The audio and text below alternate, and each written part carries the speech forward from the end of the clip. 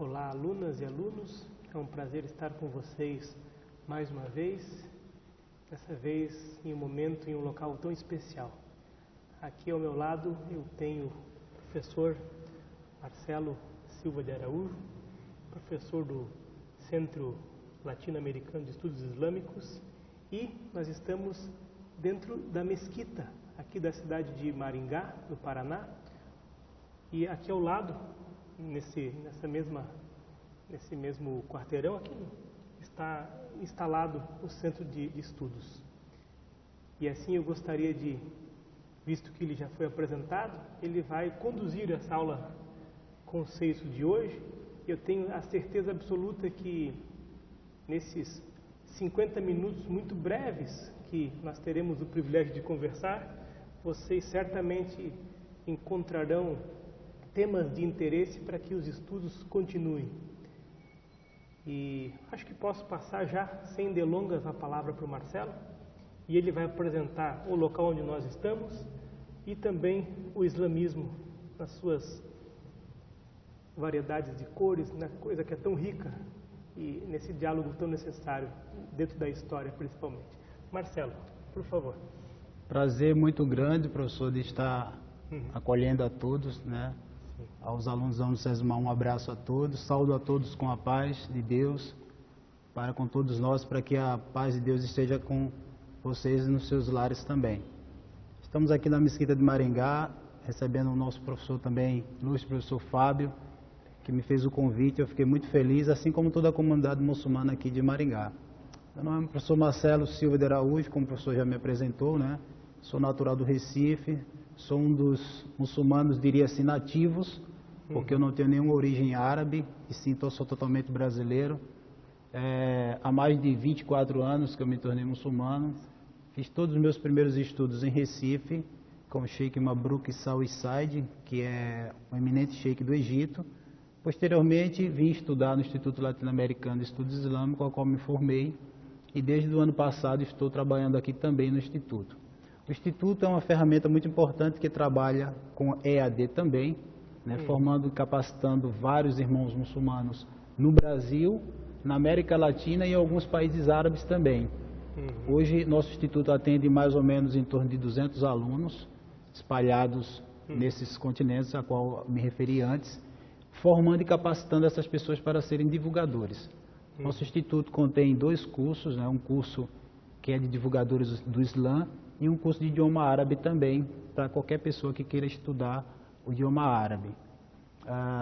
Estamos tendo uma boa frequência de alunos, né, do Brasil inteiro, de todas as regiões, tanto norte, sul, sudeste, a parte de São Paulo, do sudeste e do sul também, a qual temos agora, dia 13 ao dia 19 de fevereiro, a formação de mais um grupo também do nosso instituto também. Sim. Que bacana. Então, o que vocês têm aqui é um centro de divulgação e estudos. Isso, né? Esse instituto, ele capacita esses irmãos no Brasil inteiro. Agora também estamos com um curso também na América Latina e Caribe, em torno de 8 países da América Latina e Caribe que falam o idioma espanhol. Né? Temos o site, né, o www.academiaislamica.com.br, onde a pessoa pode estudar em 3 idiomas diferentes. Olha. Idioma árabe, idioma espanhol e idioma português. Puxa, vamos supor que eu, Fábio, esteja interessado em me matricular nesse instituto. Tem algum pré-requisito? O que eu preciso fazer? O curso de divulgador do Islã, ele é um curso especificamente para muçulmanos. Sim. Mas o curso de idioma árabe, ele é para qualquer pessoa que tem interesse em aprender o idioma árabe. E é muito difícil o idioma árabe? No início, sim, porque é um idioma como é de origem semítica, né? Um idioma que, para as pessoas que não conhecem bem, não tem nada a ver com a nossa corrente latina, né, do latim. Porque o idioma árabe é um idioma que a gente fala semítico porque descende do filho de Sem, filho de Noé, a qual deu origem a vários povos, né, como os assírios, os fenícios, os árabes, hebreus, e que por isso se torna um pouco difícil no início, para aprender os caracteres, né, porque as letras não têm as letras que nós costumosamente aprendemos, né, é por isso que fica fácil aprender o francês, o inglês, né, o espanhol, então se torna fácil. Já o árabe tem que ter um pouco mais de empenho, mas nada que o impeça de aprender. Que legal. E me diga uma coisa, você comentou ainda há pouquinho que é um nativo, né? Sou nativo. E como é que você despertou para o islamismo? Como é que foi essa sua, não sei se conversão é a palavra que você... Como é que você se tornou um muçulmano? O que te levou a procurar a mesquita ou alguém que te fez enveredar por esses caminhos? Quando eu tinha 18 anos, eu sempre digo que eu tenho uma grande oportunidade, por quê? Porque a minha família é bem eclética. Minha família eu tenho primos pastores evangélicos. Olha. Eu tenho tias do candomblé, tenho tias católicas, fervorosas, inclusive, e eu sempre tive muito respeito por todas as religiões, por convivê-las com todas. Mas nada realmente me chamou a atenção como o Islã. Em um determinado dia, o próprio Alcorão fala isso, que a mensagem do Alcorão ela é muito forte. Mesmo as pessoas sem saber o que significa, quando elas escutam a mensagem do Alcorão, elas se despertam. E foi o que aconteceu comigo. Uma certa noite eu escutei a recitação da Surat al-Fatiha, que é justamente a primeira surata do Alcorão. Ela é que abre o Alcorão. E ao escutar aquela surata, eu fiquei impressionado com o que ela pregava, sem saber e sem entender. Não entendia nada. Eu só senti a Surat al-Fatiha, que ela é a surata da abertura, que fala mais ou menos assim. Bismillahirrahmanirrahim. Alhamdulillahi Rabbil Alamin. Ar-Rahmanir-Rahim. Maliki Yawmiddin. Iyaka na'budu wa iyaka nasta'in. Ihdina as-sirata al-mustaqim. Sirata alladhina an'amta 'alayhim. Khairil maghdubi 'alayhim waladdallin. E eu, ao escutar essa surata, daí segui minha trajetória para conhecer o Islã, em Recife. Aos poucos eu fui conhecendo, só de escutar essa surata. Eu nunca tinha escutado, eu não tenho, como eu falei, não tenho origem árabe, eu não tenho origem nenhuma islâmica na minha família, pelo que eu saiba. Então, a partir do momento que eu escutei a Surat al-Fatiha, foi que me despertou por essa força tão grande que emanava dessas simples palavras, né? Que eu vou fazer a tradução, né? Por favor. Então, toda a surata do Alcorão, ela começa com Bismillahirrahmanirrahim. Todas elas, exceto uma que é chamada Surata Tauba, que é a surata do arrependimento. Essa surata do arrependimento, ela é muito forte, então Deus não colocou Bismillahirrahmanirrahim no início dela. Em relação que o ser humano ele pode se arrepender a Deus a qualquer momento, independente do seu pecado. Porque só a ele cabe julgar. Nenhum outro ser humano tem capacidade de julgar um outro ser humano. Então a Surat al-Fatiha começa com Bismillahirrahmanirrahim, em nome de Deus, o clemente e o misericordioso. Alhamdulillahi Rabbil Alamin. Louvado seja Deus, Senhor dos mundos, do universo. Dos mundos. No plural. Isso, no plural. Ar-Rahmanir-Rahim. Quero fazer um lembrete que essa surata, ela fala duas vezes Bismillahirrahmanirrahim, Alhamdulillahi Rabbil Alamin, Ar-Rahmani-Ar-Rahim. Novamente ela fala o clemente, o misericordioso. Por que ela fala isso? Porque a clemência de Deus é para todo ser humano, independente ele qual seja, mas a misericórdia dele são só para os crentes, aqueles que realmente lutam pela causa de Deus, principalmente no seu dia a dia, que essa é a maior batalha que nós temos, que é o dia a dia das nossas vidas. Sim, que bacana, é bonito. Melik Yawmiddin. Melik Yawmiddin significa soberano do dia do juízo, né? Iyaka na'budu wa iyaka nasta'in. Só a ti adoramos e só a ti imploramos ajuda. Ihdina sirata al-mustaqim. Guia-nos ao caminho reto. O caminho para lá, para Deus, é um caminho reto. Sirata alladina an'amta alayhim khayri mahdubi alayhim waladdallin. A senda dos que te agraciaste, não a dos abominados, nem a dos extraviados. Aí no final a gente fala amém, né? Que assim a vontade de Deus seja. Amém. Amém. A mesma coisa. Maravilha. Já encontramos um primeiro ponto de contato. Que bacana. Deixa eu continuar então nessa história que está muito bacana. Então você ouviu esse texto e aí despertou. Isto. E aí começou a estudar. E quando você chegou em sua casa e falou, olha mãe, estou despertando para uma outra vertente, eu vou me tornar um muçulmano. Como é que foi a reação deles? Foi uma reação muito difícil. Até hoje tem muitos brasileiros que sofrem essas consequências, né? Por não entenderem a mensagem do Islã. Sim. Eu tive muitos problemas de ordem de ir para a mesquita estudar, né? Havia proibições por conta dos meus parentes, colocando empecilhos diversos para que eu não fosse, achando que era um caminho tortuoso, errôneo, e que era uma coisa que eu não entendia, não sabia, por conta das tradições realmente do nosso país, né? Eu que vim de um berço totalmente cristão, né? Então isso era algo novo, até para mim mesmo, né? Por não entender, e na época era muito mais difícil, há 24 anos atrás, quando eu tinha 18 anos, porque existia poucos livros sobre islamismo naquela época, né? Sim. Então era muito mais difícil, era 2, 3 livros, porque geralmente a literatura islâmica, toda ela vem em árabe, mantendo-se a tradição do que foi ensinado pelo profeta, até na sua mensagem oral, né? Que são os hadizes do profeta, ele é totalmente oral. Sim. O profeta tinha essa preocupação justamente para que essas informações não fossem colocadas junto com o Corão, que nós acreditamos ser unicamente a palavra divina. Ou seja, o que está escrito aí, Deus falou. Isso, foi revelado pelo anjo Gabriel, e aqui não contém nada que o profeta falou, apenas a mensagem de Deus que ele retransmitiu. Então os seus aconselhamentos, que a gente chama suna, os seus hadizes, foram todos transmitidos oralmente justamente com essa preocupação. Então naquela minha época era muito mais difícil de se estudar religião, justamente pelos escassos de livros, de material. Hoje em dia temos internet, temos bastante coisas, né? Então tudo isso dificultou muito para mim, professor, mas era o que eu acreditava, e graças a Deus eu estou aqui até hoje. Que bom, que bacana.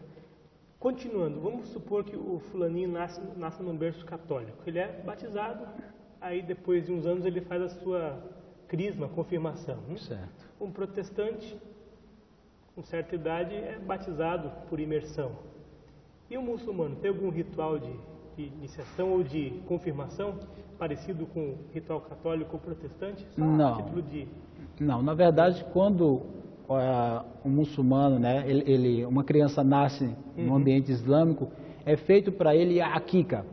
O que é a akika? É recitado para ele já no hospital, isso quando em países muçulmanos, os próprios médicos já fazem. Outros levam para a mesquita para que o sheik, o imame daquela comunidade o faça. Que são recitações no ouvido direito e no ouvido esquerdo dele, porque a primeira coisa que ele vai escutar é o nome de Deus. Então é recitado para ele, né? Allahu Akbar, Deus é maior. No ouvido direito, né, é um texto maior, né, do lado direito. Na verdade, ele escuta o azan. O azan, ele coloca o sheik ou a pessoa, naquele momento, vai recitar o azan no lado direito, e no lado esquerdo, o ikama, que é um azan menor, eu diria. Né, que é o que acabamos de fazer agora antes das orações. Né, a gente faz o azan, que é o chamamento. Então, ele já fica com aquilo ali durante toda a sua vida. Que bacana. Deixa eu te perguntar mais uma coisa, que está bonito, acho que o tempo está passando tão rápido que daqui a pouco já acabou, né? E a gente vai entrando nesse contexto e as perguntas vão brotando, né? Nós estamos, como eu disse ainda há pouco, dentro da mesquita aqui de Maringá.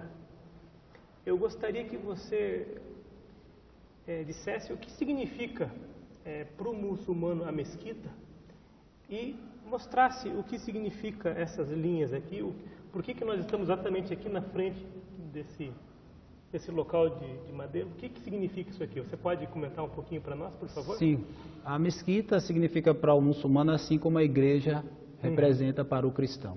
Sim. Então são lugares de respeito, a qual o muçulmano verdadeiramente não é muçulmano aquele que não respeita os outros templos sagrados. Porque desde a época do profeta, o profeta tinha muita preocupação com tudo isso. Porque nenhum muçulmano gostaria que alguém fizesse xixi na mesquita ou jogasse sujeira. E jamais um muçulmano faria isso em outro templo, pode ser ele de umbanda, pode ser ele de cristão, pode ser ele de judeu. Porque isso aí não é uma ofensa contra aquela religião, é uma ofensa contra a pessoa própria. Então isso dentro do Islã é totalmente proibido. todos os templos que as pessoas acreditam ser de Deus, que ela se sente bem, tem que ser respeitado. Sim, então, do credo. Justamente. Então, a mesquita é o nosso templo, a qual nós fazemos as nossas orações diárias, né? Fazemos os casamentos dos irmãos que posteriormente iam casar. Sim. Aqui também fazemos a oração da pessoa que chega a falecer.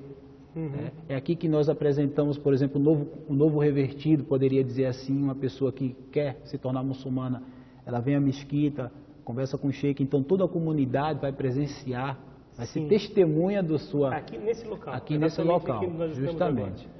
Aqui atrás temos um mimbar, onde é proferidos os sermões.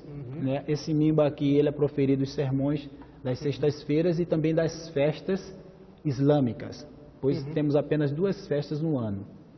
Então também é proferido, todos os sermões são preferidos desse mimbar pelo imame da mesquita ou alguém responsável, porque dentro do Islã não existe hierarquia. Não existe hierarquia. Então todo muçulmano que tem um conhecimento do Alcorão, ele pode proferir as orações. Ele pode. E vamos supor que eu não saiba o árabe, só o português. Eu já vi que existem traduções. Isto. Essas traduções são sagradas, não são sagradas? Como o que você está segurando aí é o Alcorão, de fato, Isto, em árabe, né? Em árabe. Essas traduções não têm essa força do texto original, certamente, porque não vai ser proferido no árabe, com essa eloquência sonora que você acabou de nos brindar, mostrando ainda há pouquinho. Ou posso? Na verdade, não existe uma tradução do Alcorão. Existem traduções dos significados do Alcorão. Sim. Que não é a mesma coisa do Alcorão revelado em árabe. Porque acreditamos que ele foi preservado durante todo esse tempo até o dia do juízo final, assim como Deus próprio fala no Alcorão. Justamente para que se não haja desvios do Alcorão. Porque o profeta, no seu sermão da despedida, ele falou: vos deixam 2 coisas que, se seguidas, te levarão para o paraíso. Primeiro é o Alcorão. Sim.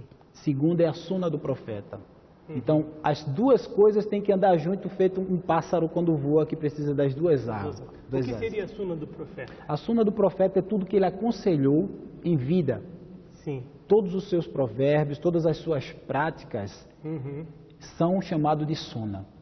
Então, por exemplo, o Alcorão menciona que nós devemos fazer 5 orações por dia. Sim. Mas não diz como devemos fazê-las. Então, o anjo Gabriel ensinou ao profeta os horários, a forma dele fazer. Então, para nós muçulmanos, ele é o nosso modelo. Entendi. Então, seguimos o que ele fez, justamente porque Deus ordenou assim, para que todos o seguissem dessa forma. Ele, para nós, ele não é um Deus, ele é apenas um profeta. Mas um profeta que Deus nos enviou como modelo para que a gente possa realmente seguir o nosso caminho até o paraíso. Bacana isso. Uma outra questão que surgiu agora. Os cristãos, de uma forma geral, eu digo especificamente os do Brasil, que é onde a gente está, nem sempre têm aquele cuidado que deveriam ter ao lidar com a Bíblia, o livro sagrado. Como é que funciona nesse sentido com o Corão? Eu posso tomá-lo de qualquer jeito? Enfim, eu preciso estar limpo? Como é que funciona o manusear, o ritual do manuseio do livro sagrado? É uma boa pergunta, professor. Todas as escrituras sagradas, além do Alcorão, como a Bíblia, os evangelhos que foram revelados ao Jesus, que a paz de Deus esteja sobre ele, a Torá, a Moisés, que a paz de Deus esteja sobre ele, tem que ser preservada de forma respeitosa, porque não são livros comuns, vieram diretamente de inspiração divina para a humanidade. Então nós muçulmanos temos uma preocupação muito grande ao Alcorão. O Alcorão existem etiquetas especificamente para poder recitá-los. Então temos que estar, muitas vezes, temos que estar bruídos, temos que estar num lugar limpo, temos que estar com o coração voltado a exaltar Deus, porque o profeta dizia, se eu falo Bismillahirrahmanirrahim, eu ganho 19 recompensas de Deus. Então, para se recitar o Alcorão, para se tocar o Alcorão, existem várias etiquetas, né, que todo muçulmano já conhece. A partir do momento que ele se torna muçulmano, ele já começa a aprender, justamente para ele ter um grande respeito. Nós dizemos que em cima do Alcorão só posso colocar outro Alcorão.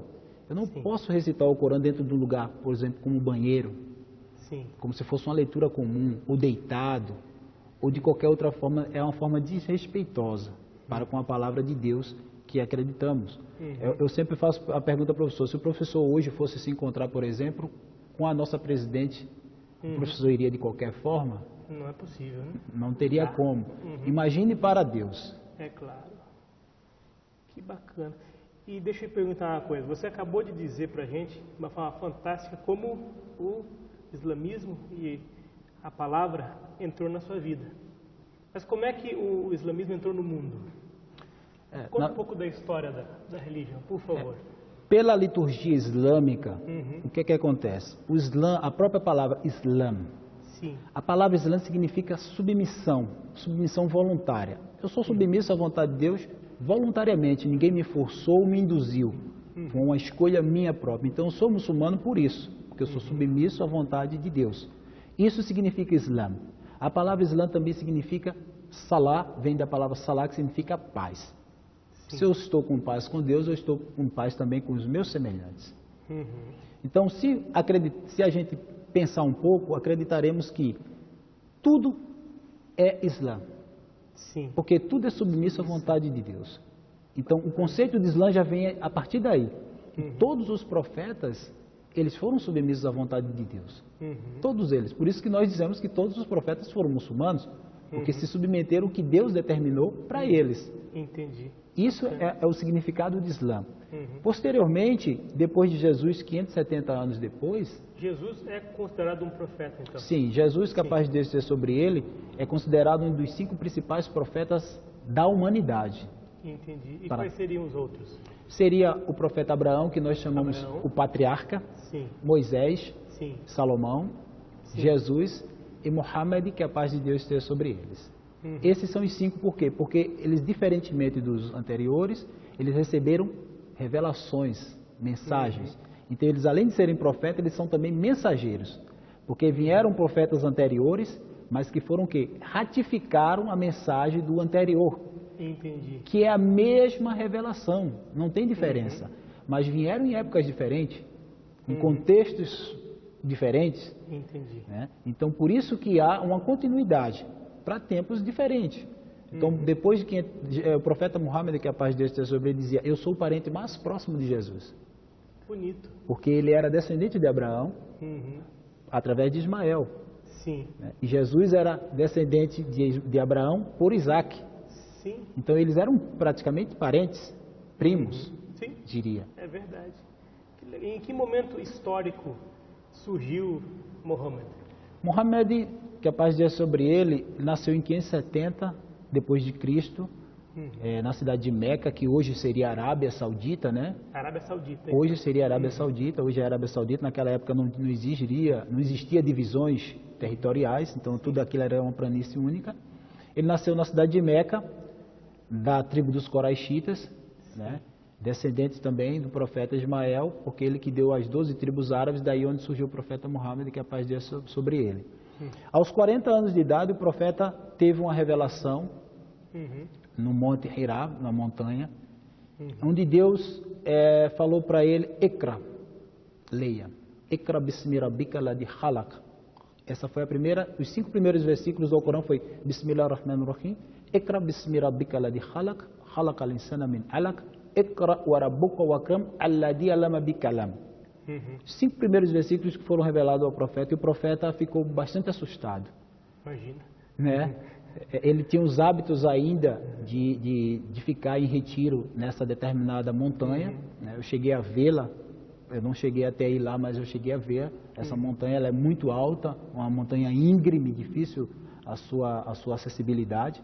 Mas o profeta, nesse momento, ele teve essa revelação. Daí em diante, né, o próprio nome Alcorão significa o quê? Recitação. Como o profeta ele era iletrado, foi revelado para ele tudo através da recitação, a qual ele memorizava e repassava para os seus sahabas, que é como se fossem apóstolos. Sim. Sahabas a gente fala os companheiros mais próximos, aqueles que o profeta falou e eles aceitaram a mensagem. Então era um grupo muito pequeno no início, a qual o profeta falava para ele e eles o escreviam, né? Eles também memorizavam junto com o profeta. Então, praticamente o Alcorão ele foi totalmente revelado 13 anos em Meca. 13 anos em Meca. 13 anos em Meca e 10 anos na cidade de Medina, que é uma cidade que fica a 450 quilômetros de Meca, mais ou menos. Onde o profeta criou praticamente o primeiro estado, né? Onde as revelações começaram a vir para o geral. Porque todas as revelações reveladas em Meca praticamente era entre Deus e o ser humano. Sim. Que o ser humano tem que voltar arrependido para Deus toda a sua vida. Depois, quando o profeta imigrou para Medina, aí foi que começou o início do calendário islâmico, né? Estamos no ano 1436 agora. 1436, segundo o calendário islâmico, que a gente chama de Hijra, que é imigrar. Quando o profeta imigrou, foi daí que começaram o nosso calendário. Ou seja, nos livros de história, os livros didáticos de história, geralmente, eu já vi várias vezes, falam que o profeta fugiu de Meca para Medina, houve uma perseguição. Isso confere? Foi uma fuga mesmo, uma perseguição? Não, porque a palavra Hijra significa imigrar. Né? Então, o que é que acontece? Se a gente for levar em conta essa versão, poderíamos dizer também que quando Jesus nasceu, que a paz de Deus seja sobre ele, Deus ordenou que ele imigrasse, não fugisse. Porque era tudo com vontade de Deus.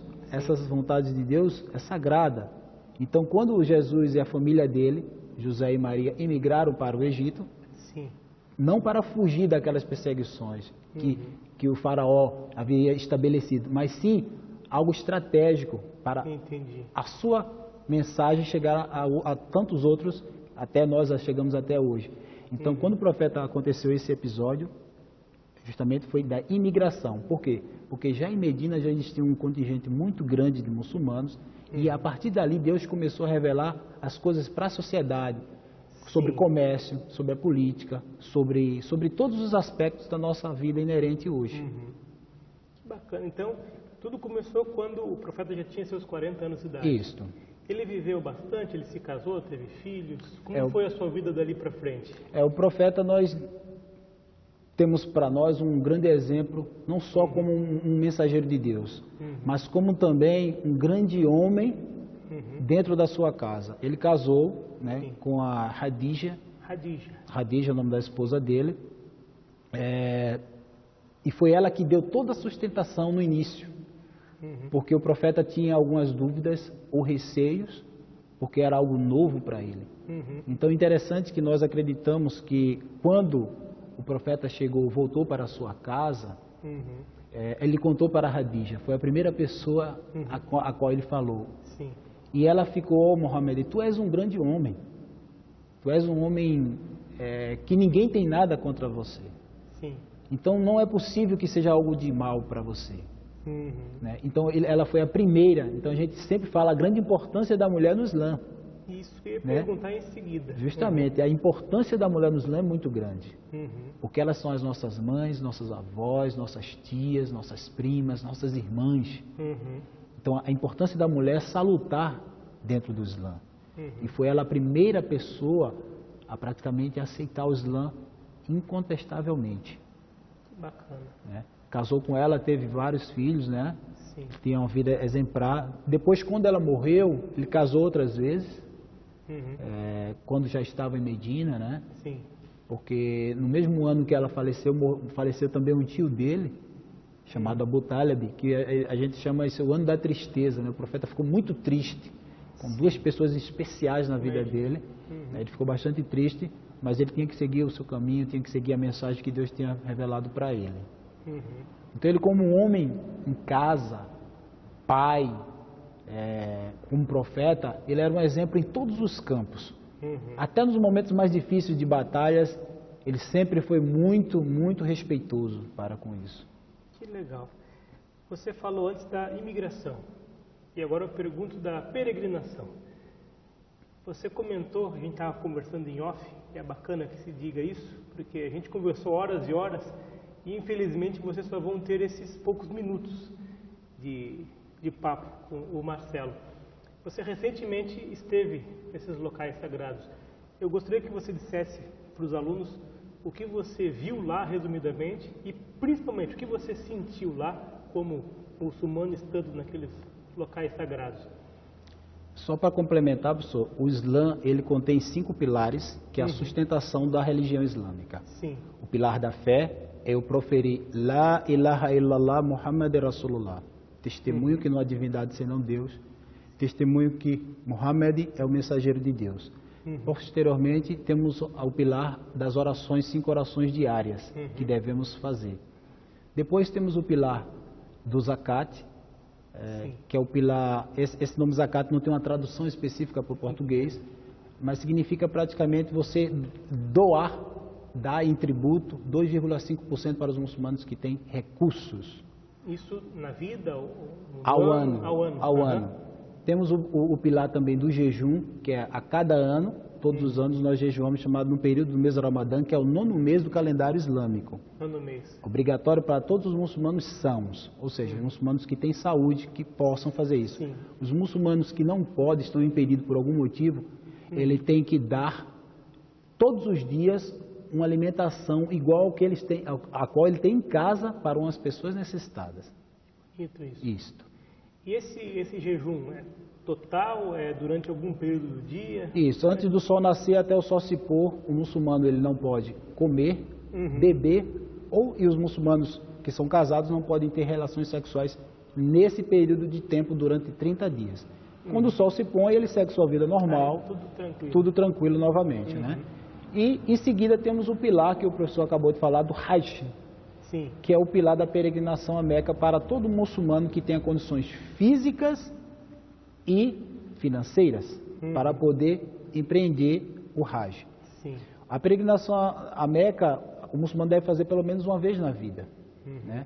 Eu rezo para Deus para que todos tenham essa possibilidade, assim como eu já tive, graças a Deus. É bonito, né? É algo assim, único na vida do muçulmano, né? Porque a pessoa passa por toda a história que você aprende no real, né? Então você conhece a mesquita de Meca, que é uma mesquita belíssima, né? Hoje Meca, com todas as reformas que está havendo, com o contexto de sempre ampliar, né, uma preocupação do governo, de sempre ampliar ela, hoje cabe mais de 1 milhão de muçulmanos rezando ao mesmo tempo. 1 milhão de muçulmanos. Então é muita gente, né? O ano passado eu fui de setembro a outubro, tinham 4 milhões de muçulmanos, 163 países diferentes no mesmo local. Então é algo assim extraordinário, onde eu acho que é o lugar mais protegido do mundo, eu achei. Porque lá não tem nada de violência, até porque a cidade de Meca, a gente chama o Haram, aquela parte que é sagrada, ela é única. Você se sente protegido, não só por Deus, mas pela própria ambiência. É um lugar assim único. Quando você chega lá, você tem um impacto muito grande, da energia muito forte, né? Você já chega lá num momento único. Assim, eu nunca tive um momento, né, desde que eu tenho 42 anos de idade, eu nunca senti um momento que eu senti lá, de estar com tanta gente diferente e a harmonia do ambiente, né? Então foi assim uma experiência que eu digo que não vai ser igual, a não ser que eu vá para lá novamente. Mas assim, esse é um pilar que exige um pouco de sacrifício, porque o Hajj, ele é um pouco pesado, até porque é um ambiente diferente do nosso, né? Ambiente muito quente, é um lugar desértico, mas que é um lugar maravilhoso, professor. É um lugar único, né? Após lá também eu visitei a mesquita do profeta, né, em Medina. Vi o túmulo dele e dos companheiros que o cercaram, a qual todo muçulmano conhece, né? Abu Bakr as-Siddiq, Omar ibn al-Khattab, Osman ibn Affan, Ali ibn Abu Talib. Todos esses companheiros deles estão sepultados lá, menos Ali, que está sepultado no Iraque. Mas esses outros 3 que foram os califas que precederam o profeta, né? Quando o profeta faleceu, o Abu Bakr veio ser o primeiro califa, depois Omar ibn al-Khattab, depois Osman ibn Affan, Allah, que a paz de Deus esteja sobre ele, e Ali, né, ibn Abu Talib, que era primo e genro do profeta. Já que você falou em califa, tem alguns nomes que provavelmente o pessoal já ouviu falar, mas não sabe o que significa exatamente. Califa, imã, sheik. O senhor pode nos dizer exatamente o que significam esses nomes e as funções que eles representam? Os califas, a gente chama os califas próprios, foram os 4 primeiros califas que o precederam o profeta. Quando ele faleceu, esses 4 califas a qual eu já acabei de recitar os nomes, eles precederam, chamam sucessores, sim, aqueles que dariam continuidade ao Estado, né, islâmico que crescia muito. Então eles se encerraram com eles praticamente, não existem mais califas hoje. Né? O título de imã é uma pessoa que tem uma formação islâmica, uma pessoa que tem uma formação dentro da religião islâmica. Então se estuda como se fosse uma teologia, né? Então a pessoa fica apto a ser como se fosse um padre, um rabino, etc. Então ele tem uma função de imamato, né? Aquele que vai estar subindo ao mimbar para poder fazer os sermões, fazer os casamentos, etc. Toda a liturgia referente à religião. As pessoas não entendem que a palavra sheik, na verdade, não tem nada a ver com, por exemplo, com riqueza.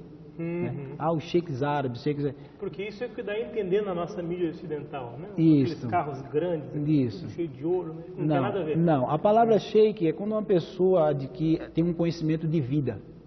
Então, para a gente, muçulmano, as pessoas que ultrapassam os 40 anos de idade, para nós já é sheik. A pessoa que tem um conhecimento de vida, passou por vários momentos da vida, ele é considerado um sheik. Então, conhecimento de vida. Pode ser religioso ou não, ou científico. O professor mesmo da cadeira de ciências das religiões é um sheik. Né? Tem uma formação baseada dentro de um aprofundamento de uma determinada disciplina ou matéria ou qualquer uma outra disciplina. Essas pessoas são consideradas para nós sheik. Que bacana isso. Temos alguns poucos minutos, acho que menos de 15 agora. Eu gostaria só de deixar, que o Marcelo deixasse claro, porque a nossa mídia não é tão equilibrada com os muçulmanos quanto é com os cristãos, e mesmo com os cristãos eu vejo algumas discrepâncias às vezes. Eu eventualmente ouço na mídia um termo que eu não sei nem se pronuncia assim, mas eu ouço jihad, guerra santa, terrorista. E eu, obviamente, por tudo que eu conheço e que eu ouvi aqui, eu entendo, obviamente, o contrário. Uma religião de paz, de amor, que quer levar o amor ao próximo, as bênçãos.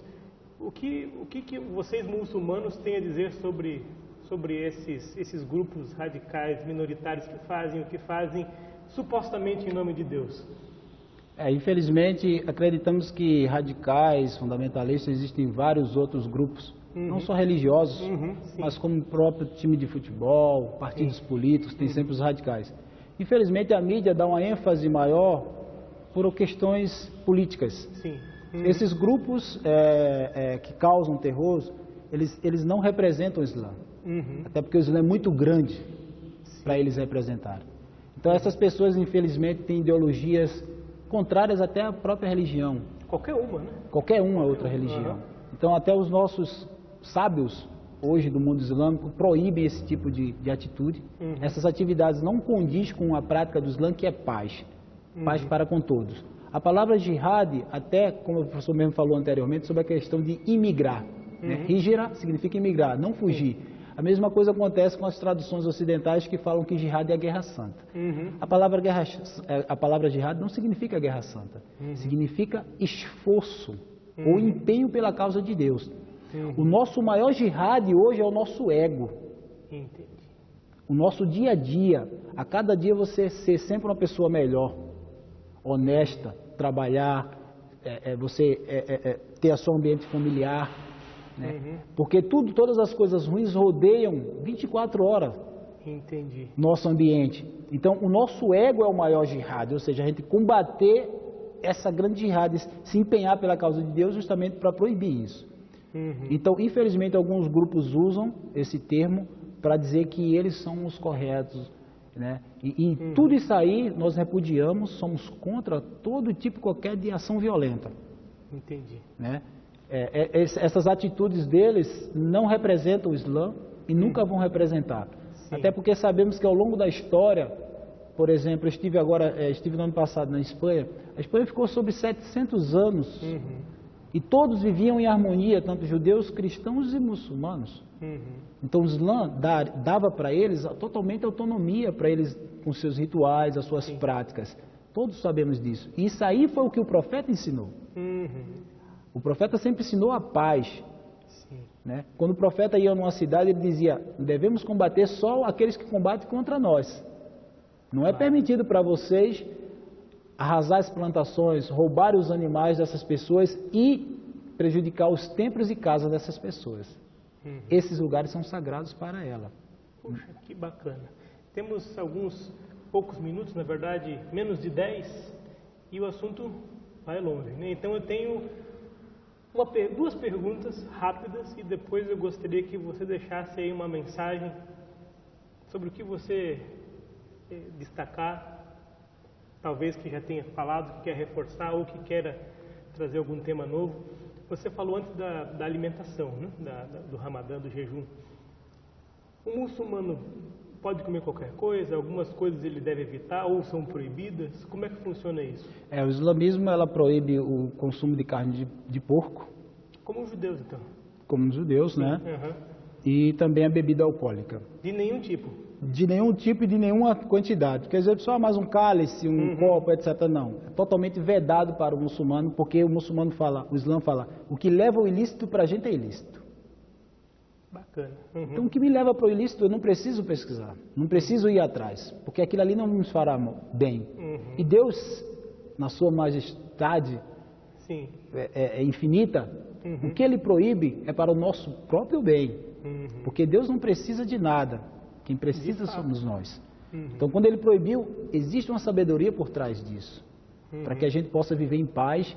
E o nosso corpo é nosso templo. Deus nos concedeu para que a gente possa ter uma vida agradável, né? Para podermos vivermos em felicidade, porque eu acho que ninguém quer viver doente, ninguém quer viver com algum tipo de problema. Então se afastem disso. Exato. Aliás, o senhor falou da frase agora, eu lembrei da frase da Bíblia, é a mesma coisa, o corpo é o templo do Espírito. Precisamente isso, ou é isso que eu entendo, né? Está certo assim a minha interpretação. Sim. Que bacana. A outra questão que eu queria comentar com o senhor antes da sua mensagem é com relação ao crescimento do islamismo no mundo hoje. Está no mundo e no Brasil. Como é que está isso? O senhor tem algum dado a esse respeito? Sim, o Islã ele realmente é a religião hoje que mais cresce no mundo, né? Dizemos que a cada dia 16 pessoas se tornam muçulmanas no mundo. No Brasil especificamente eu posso falar que teve uma ascensão muito grande de brasileiros, como eu falo, nativos, né? Sim. Que são brasileiros oriundos que não tem nenhuma corrente e nenhum segmento de linha árabe. Sim, são brasileiros natos mesmo. De um tempo para cá houve uma ascensão muito grande desses brasileiros, principalmente mulheres. Sim. Por quê? Acreditamos que vários irmãos muçulmanos no Brasil, eles hoje estão à frente de mesquitas, de centros islâmicos que falam a mesma língua, que entendem o contexto daquela localidade. Então isso fica mais fácil as pessoas terem uma acessibilidade. Porque, por exemplo, né, aqui tem a mesquita aqui de Maringá, por exemplo. As pessoas às vezes não entendem, então elas se afastam. Elas não entendem o contexto. Será que eu posso entrar? Será que eu posso ir lá? Né? Então hoje em dia tão simples, hoje em dia temos essa facilidade com a comunidade. Então eles vêm até a nós. E justamente por isso, porque essas pessoas, esses irmãos muçulmanos, por exemplo, na Bahia, o presidente lá é brasileiro nato, é baiano, né? De Pernambuco também, e assim vai para outros lugares no Brasil, facilitou muito a integração com a comunidade. Então as pessoas têm um determinado interesse, se familiarizam e se tornam muçulmanas. Então, no Brasil se está tendo muito isso. Muitos brasileiros hoje estão à frente de centros islâmicos, facilitando a acessibilidade de outras pessoas que queiram estudar ou ter um conhecimento. Né? Recebemos muitas pessoas nas nossas mesquitas e centros islâmicos, porque existe a diferença entre mesquita e centro islâmico. O centro islâmico é um lugar menor, né? Tem as mesmas características da mesquita, porém uma casa assim, uma casa comum, né? Que tem todos os rituais, porém não tem a dimensão que tem uma mesquita em relação ao tamanho, né? Ou seja, com todas as características, que tem um minarete, que tem os lugares de ablução maiores, né? Ablução, sim, é aquela limpeza ritual. Isso, é um ritual que nós fazemos sempre antes de todas as orações. A não ser que eu não perca a ablução, né? A ablução ela se perde através de quê? De flatos, ou de você xixi, fazer Claro, cocô, sim, fazer sim. alguma necessidade fisiológica e até a relação sexual também, isso tira a minha brução. Claro. Então eu tenho que refazê-la novamente. Uhum. E, finalmente, a sua mensagem para todos os muitos alunos e alunas que vão ouvi-lo, que já estão ouvindo, que vamos seguintes continuar a ouvi-lo. Por favor, Marcelo, assim terminamos. Ok, eu quero primeiramente agradecer a Deus por tudo. Quero agradecer ao Unicesumar por estar fazendo esse convite para que a gente possamos, para que as pessoas possam ter um conhecimento melhor sobre a nossa religião, porque nós apenas queremos respeito, damos a nossa contribuição na sociedade, pois temos médicos, temos advogados, temos donas de casa, são pessoas comuns que estão sempre batalhando pelo nosso Brasil melhor, né? Eu vou apenas deixar aqui vamos dizer assim, uma palavra que começou lá no princípio da revelação. A primeira coisa que Deus revelou no Alcorão foi Iqra, leiam. Sim.